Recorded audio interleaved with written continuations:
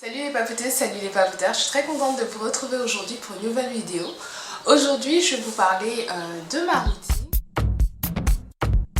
Je vais vous présenter principalement mes trois routines, donc ma routine au quotidien, ma routine lavage et soins et ma routine pour mes reprises.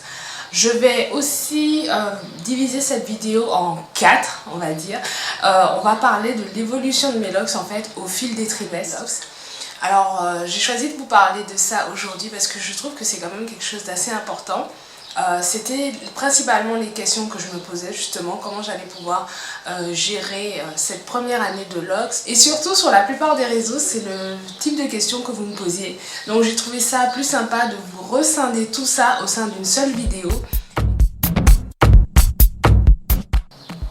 Alors, avant toute chose, je vais vous parler de mon point de départ, c'est-à-dire quand j'ai débuté mes locks, qu'est-ce que j'ai fait?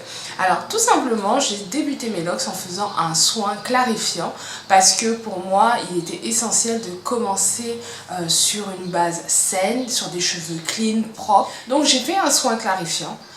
Le soin clarifiant le plus basique du monde, c'est-à-dire que vous utilisez du bicarbonate. On a tous du bicarbonate dans notre cuisine. Vous mélangez les deux.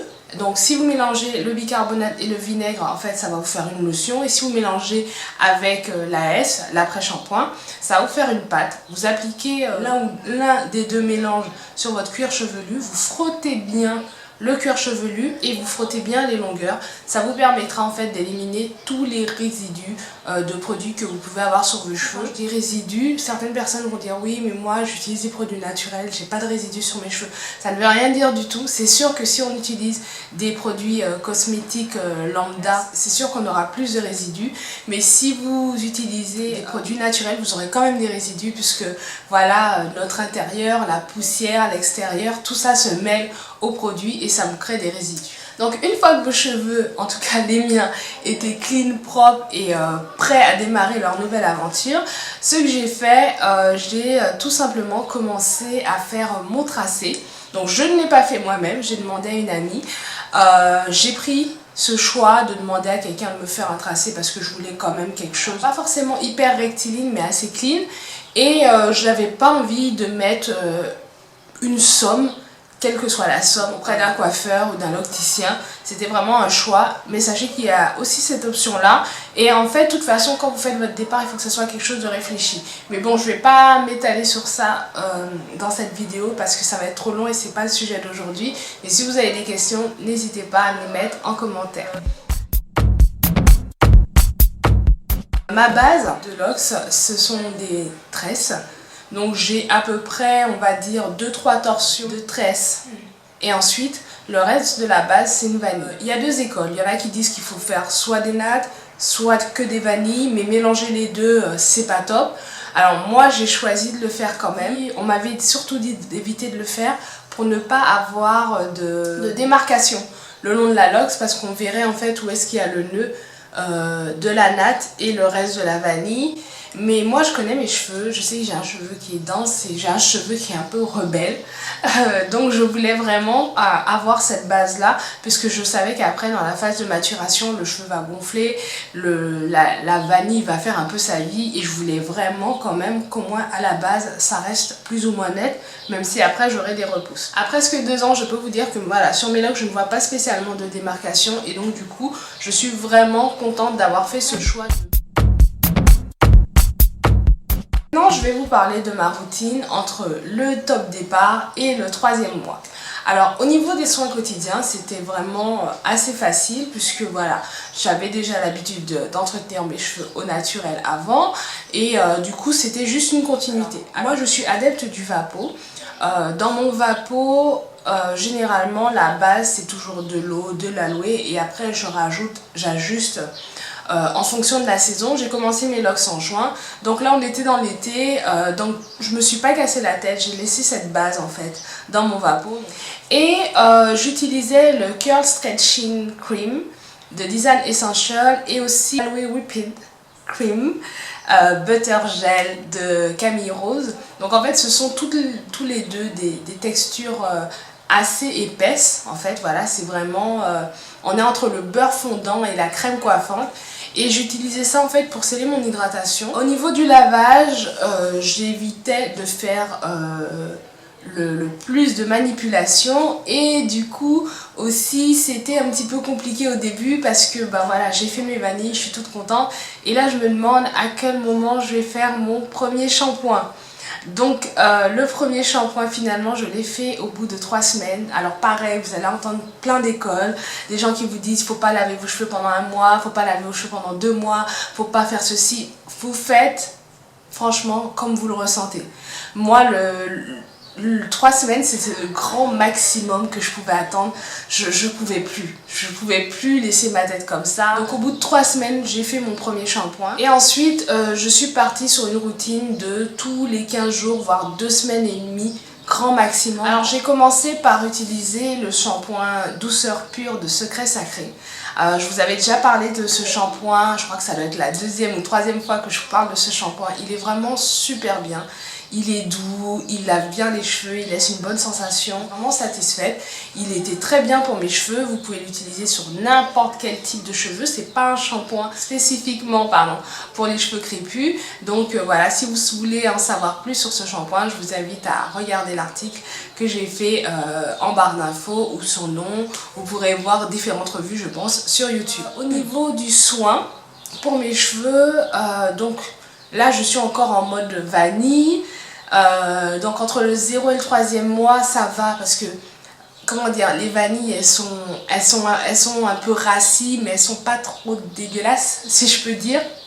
Donc je faisais quand même un petit soin pour éviter que mes cheveux partent en vrille, et pour essayer de discipliner tout ça même, voilà, parce que le fait que vos cheveux soient humidifiés, ben, vous pouvez un peu les discipliner. Donc j'utilisais mon trait de nez avec de l'huile de carapate, tout simplement. Je posais ce soin sur mes cheveux, mais vraiment posé. Je mettais un petit film et après hop, rinçage, et vraiment zéro manipulation, c'est à dire que je pose, je rince, et c'est vraiment avec le creux des mains que je rince, des choses comme ça. La phase de soin en fait elle est géniale parce que vous lavez les cheveux, vous faites votre soin, vous avez fini, et voilà quoi, je peux vivre ma vie. Au niveau de la reprise, il n'y a pas de reprise à faire puisque on est au tout. Alors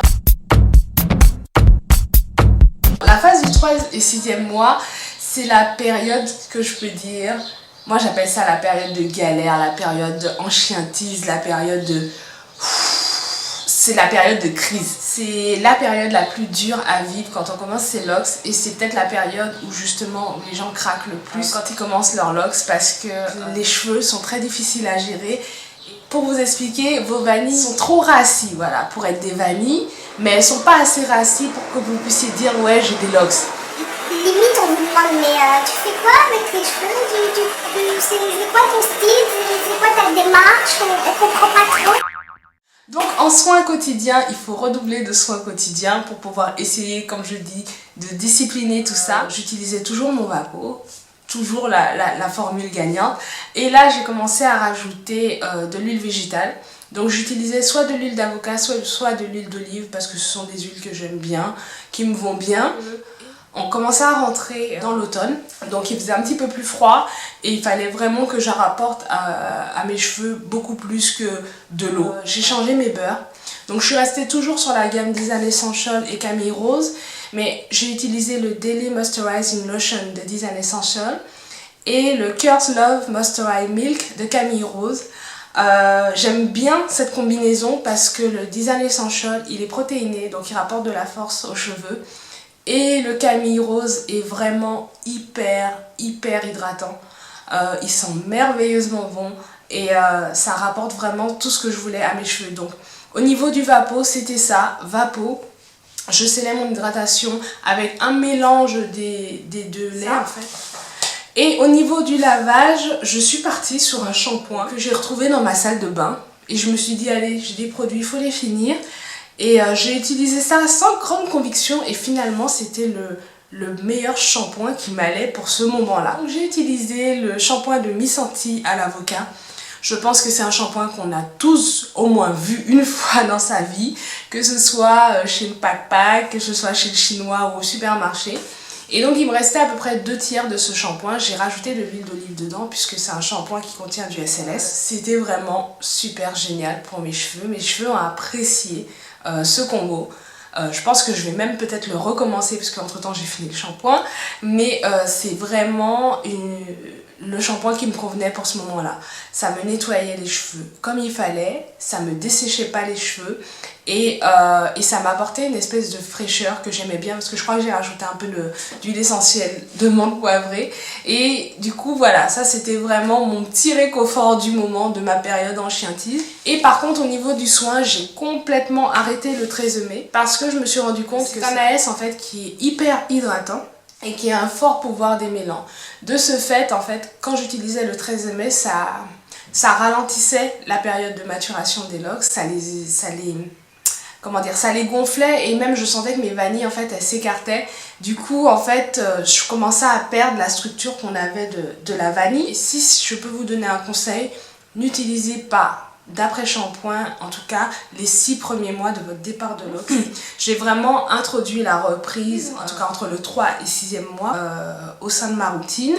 Donc c'était pas forcément absolument nécessaire, mais je trouvais que c'était bien parce que ça me permettait de rentrer dans l'apprentissage du soin, de savoir comment reprendre les locks, le geste, comprendre le palm rolling et tout ça.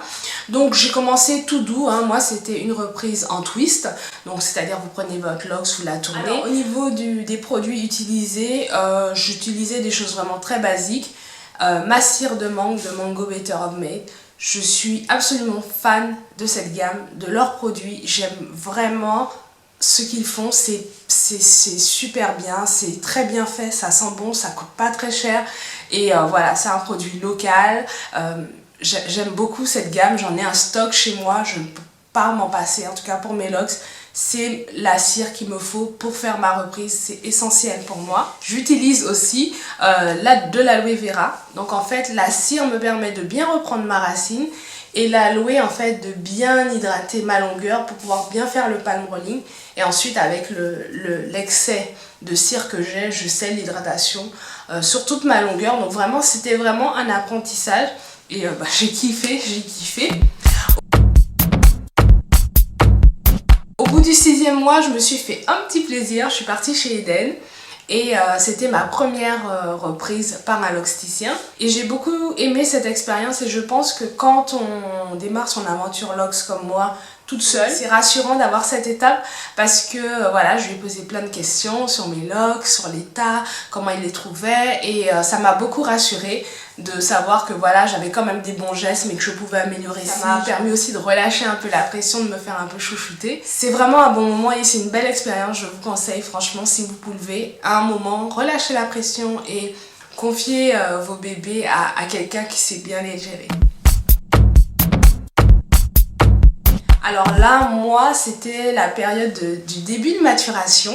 Nous sommes en hiver. J'essaye de pouvoir gérer mes locks comme je peux. Je commence à développer des petites techniques de coiffure. Et cette période de maturation m'a fait découvrir aussi que je rentrais dans une période de sécheresse. Donc dans mon vapeau, maintenant, nous avons de l'eau, du gel d'aloe vera, des huiles essentielles, des huiles végétales et les laits que je rajoute. Donc ça fait beaucoup de choses dans un vapeau, mais nous sommes en hiver, il fait froid, donc moi c'est sauf qui peut. Dans mon vapeau et aussi dans mes soins lavage, j'ai décidé de rajouter des actifs. Donc j'ai rajouté le Maca Vital et la Provitamine B5. La Provitamine B5 parce que c'est vraiment, pour moi, c'est un des actifs essentiels pour la casse, pour stimuler la pousse, pour garder pour maintenir un bon équilibre du cheveu.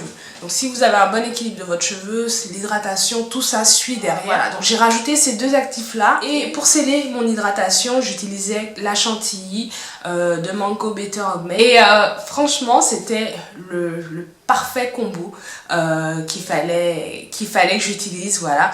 Là, mes cheveux étaient vraiment à bloc. Une fois tous les 15 jours, à peu près, je faisais une baggy méthode. La baggy méthode, je me suis dit, je vais la réintroduire.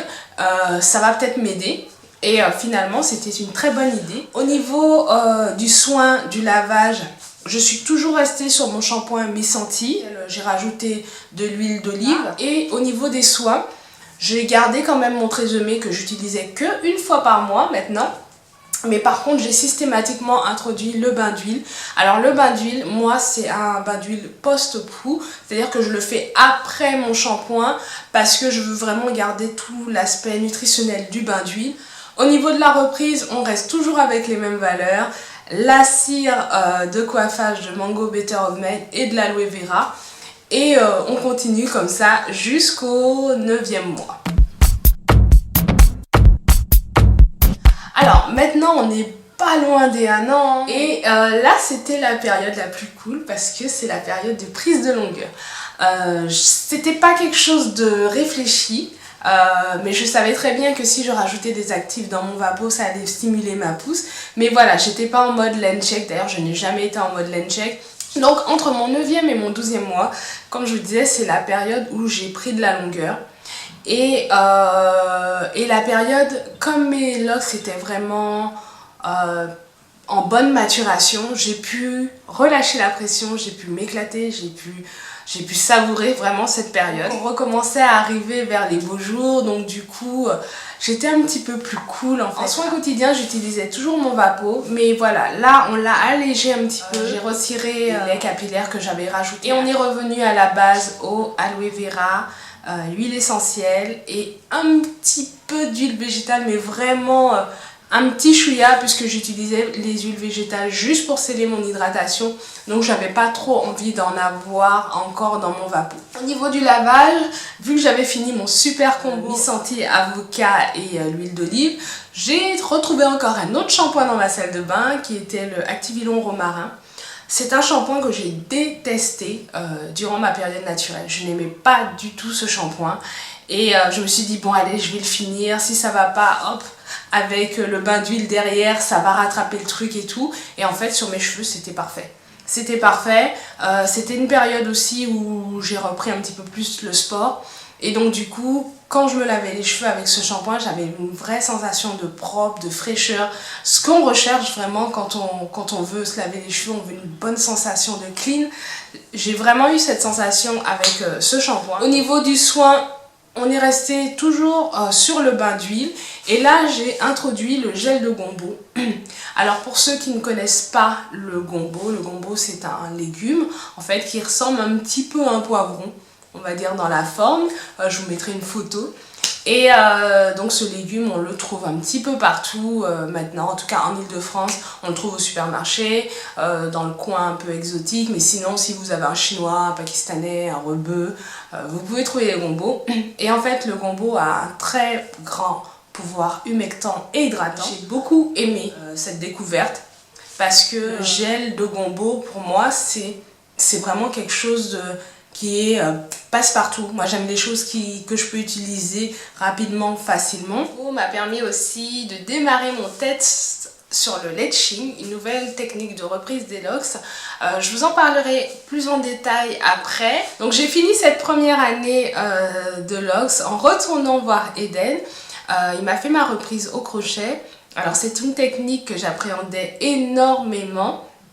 Mais voilà, ça s'est très très bien passé. J'avais peur que ce soit trop agressif pour le cheveu, trop violent, trop de casse.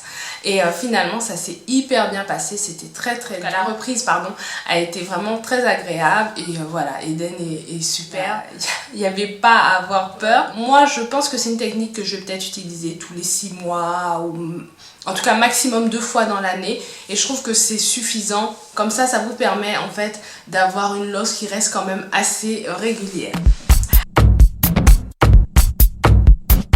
Donc mon petit bilan au bout de cette première année de losse, c'était vraiment une année très positive parce que je m'attendais à beaucoup de choses. J'avais beaucoup de craintes, beaucoup de peur. Est-ce que j'aurai assez de patience? Est-ce que je vais craquer? Et comment vont être mes locks? Parce que entre ce qu'on imagine et puis ce qui se crée, et finalement c'était beaucoup plus facile que ce que j'imaginais. Les choses se sont déroulées vraiment en douceur, tranquillement, sans stress. J'ai eu une période de maturation assez rapide, je trouve, parce qu'au bout du 6e, 7, 8e mois, mes locks commençaient déjà à avoir une forme de locks. Donc voilà, ce qui n'est pas le cas de tout le monde, mais il faut savoir l'accepter parce que c'est selon son type de cheveux aussi. Et les soins qu'on apporte, je pense aussi, aident. Et je pensais avoir aussi plus de difficultés à trouver ma routine. Et finalement, ça a été assez facile, mais je pense que le fait d'avoir pris soin de mes cheveux naturels auparavant, c'était vraiment un atout parce que je connaissais déjà des techniques, je connaissais mes cheveux, je connaissais comment ils réagissaient, bien que j'ai quand même trouvé qu'il y avait des différences en fait sur comment mes cheveux réagissaient quand ils étaient libres et maintenant qu'ils étaient loxés. Mais voilà, tout ça c'était vraiment une belle découverte et c'est avec beaucoup de joie en fait que j'ai démarré ma deuxième année qui chronologiquement va se fêter très bientôt, mais je vous en parlerai dans une autre vidéo. J'espère que tout ça vous a plu, tout ce cheminement, que j'ai pu répondre un maximum à vos questions. N'hésitez pas à me mettre toutes vos impressions, vos questions, vos commentaires dans les commentaires. Je vous fais plein de gros bisous. Je suis désolée, cette vidéo elle est un peu folle, mais elle est un peu comme moi et parce que je suis super contente de vous retrouver et je vous dis à très bientôt pour d'autres vidéos. Je vous embrasse. Bye!